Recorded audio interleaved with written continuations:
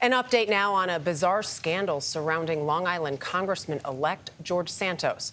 A New York Times investigation suggests he fabricated parts of his life story, including his education, his work history, and even his ethnic background. The New York State Attorney General's office is now looking into this. Santos tweeted yesterday, "I have my story to tell, and it will be told next week." Caitlin Huey-Burns has more. The congressman-elect is pledging to give answers for the first time since the allegations surfaced, and there is no shortage of questions. I think people just want professionals. Santos claimed to have worked for Goldman Sachs and Citigroup, something he spoke about during a 2020 interview with CBS.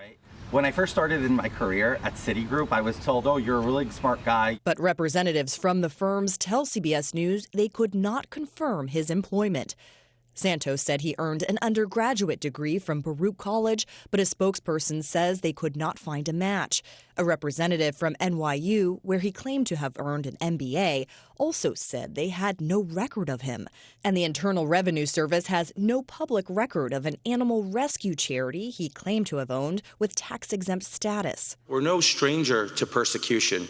My grandfather fleeing Ukraine in 1920s to Belgium, then fleeing Belgium to Brazil in 1940.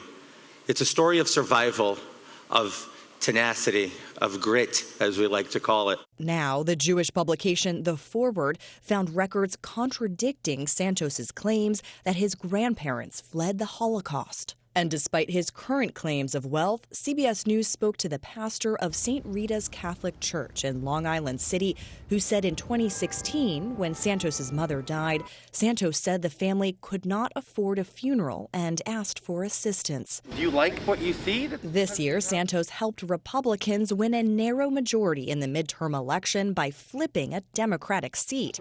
In a debate, he had sharp words for his Democratic opponent, Robert Zimmerman. Do you have an honest moment inside of you ever when you're campaigning? Now, that same question is being pointed at Santos. This is not about Democratic or Republican politics. It's about making sure that we have people of integrity holding public office and those who engage in fraud and lies being held accountable.